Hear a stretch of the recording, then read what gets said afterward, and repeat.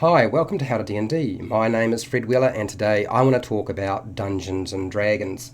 Of course, I always talk about Dungeons and Dragons, but the topic for today is Dungeon Masters not recapping their Dungeons and Dragons sessions is lazy. Okay, so I need to sort of highlight this and be clear about what I'm talking about. So there's a couple of things I want to sort of highlight, some questions I want to answer, and then I want to surprise you, hopefully, with what I actually have in mind in terms of a topic. It's not quite the topic you might expect.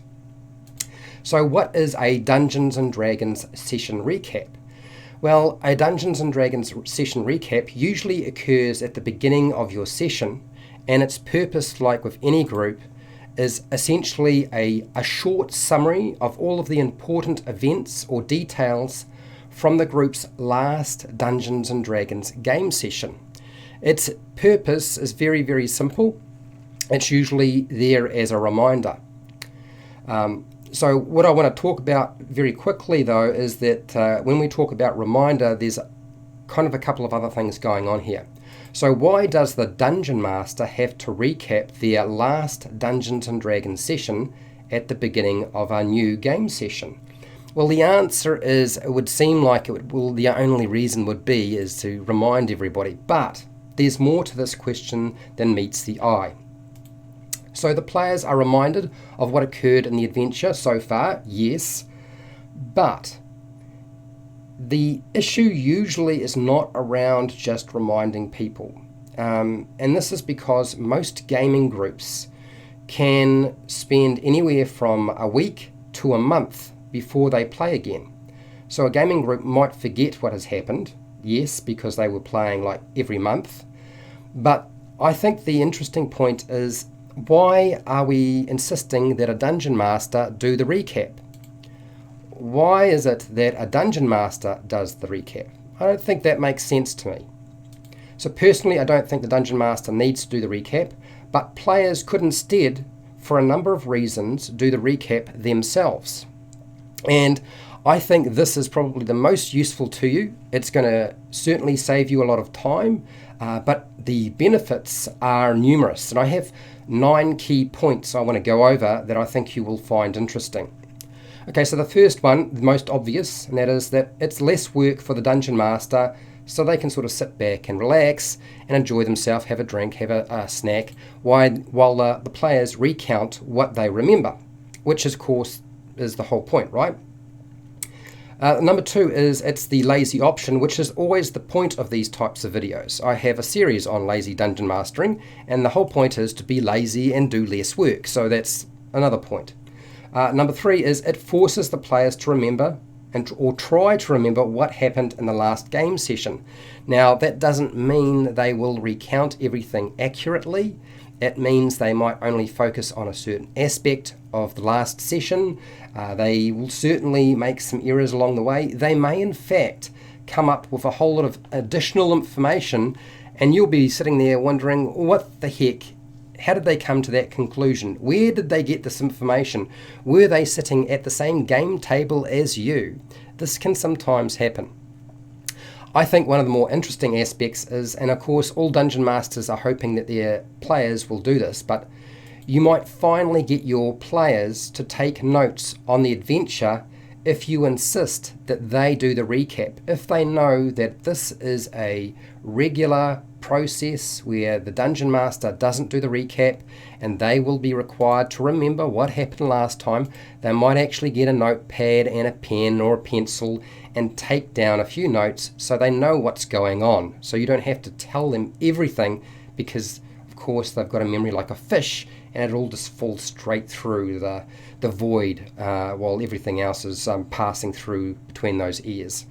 Number 5 is a Dungeon Master can tell what players are remembering from session to session. So there can often be a pattern in terms of what a player will remember, and that will actually show up to a Dungeon Master if they insist that the players recount what took place. Often some players, if they're into combat, will only recount or talk about the combats and battles they had.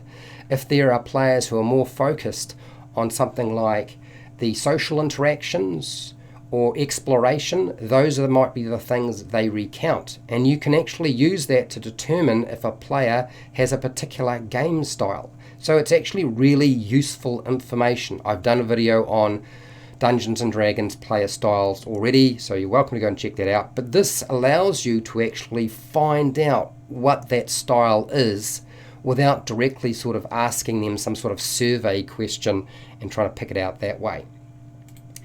It's going to indicate to the Dungeon Master the player's interests, as I said before, but sometimes players will recount what took place, but those aren't necessarily the things that interest them. What you will find when players do a recap themselves is they will usually spend slightly more time talking about the aspects of the game they like. So even though they might say, oh, we had a combat with some goblins, that's all they say, but then they go into quite a lot of detail around maybe the exploration of a dungeon or a castle. That's a bit different. That means their interest was in that area of the gameplay rather than something else. So another way of sort of dissecting what players are really interested in, which is why I use this technique consistently now. Dungeon Masters can use it to check players' understanding of what is going on in the adventure beyond the obvious. So players, as they're playing through your adventure, will read between the lines. They'll try to make deductions, do some analysis, assessment of the situation, and sometimes they will reveal during their recap that they're doing for the Dungeon Master what they have sort of concluded from the adventure.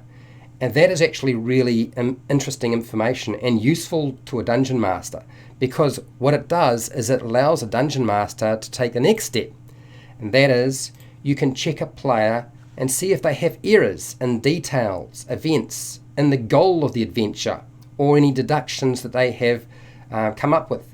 Now, you can correct those, but you don't have to. Sometimes it's actually more interesting to let players go down a track that actually takes them in a direction that doesn't make sense.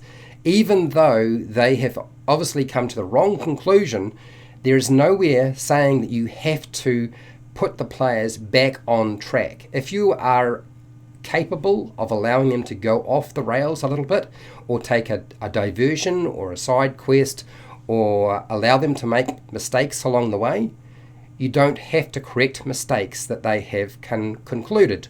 It might be that they have come up with an event in their mind and their idea of what took place in that event is actually incorrect. It might be because you didn't describe the situation correctly, or it might be that they're processing between what you were saying and between them chatting with somebody beside them or playing on their phone sort of messed up what they actually remembered. Now, I've seen this happen many times before, so it's bound to be something that you'll come up at your table as well. I think probably the most important aspect of getting your players to do a recap for a Dungeon Master is to stop your Dungeon Master writing down short stories. This is where a Dungeon Master, before they have their game session, looks at their notes from the previous session and decides they're going to write down like a short story. It could be like paragraphs. And their intention is to sit down and read all of this content out to their players at the beginning of the game session, at the beginning of their Dungeons and Dragons game session, which honestly I do not think is a good idea. It's likely to get ignored. Once you get past the first paragraph, you're really entering the zone of I am switching off, and you may well dump far too much information on the players when you could have done it more succinctly. You could have been a little bit more conservative with your word count, and really it should be more about taking bullet points rather than trying to create some master work of fiction. You're not writing a short story or a novel when you're playing Dungeons and Dragons, so don't fall into that trap. And I think by allowing your players to do the recap, that avoids that problem. There are, of course, Dungeon Masters who feel like this is a huge and important aspect to their game and that they must be doing this, and that anybody saying that they shouldn't is a bad thing. That's fine. You run your game the way you want. I am giving you advice to make your life easier, not harder. If players forget important details or events, this is where, and this is the only problem that you have with this system.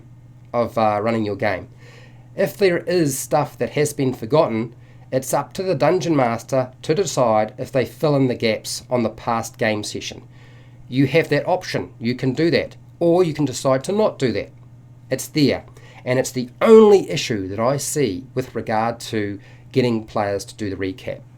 Now, I have a rather large series on being a lazy Dungeon Master, but this was spurned by a particular individual on the internet, Sly Flourish, who has a digital book, and you can also get it printed, I believe, called Return of the Lazy Dungeon Master. It has really good advice.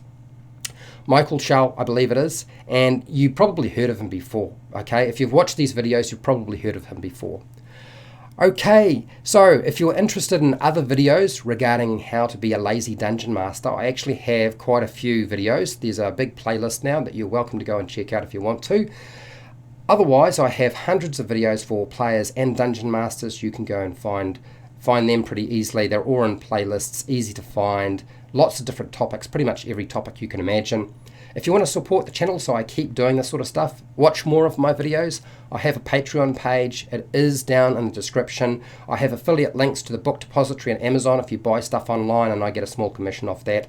I have merchandise shelf under all of my videos if you want to buy some merchandise.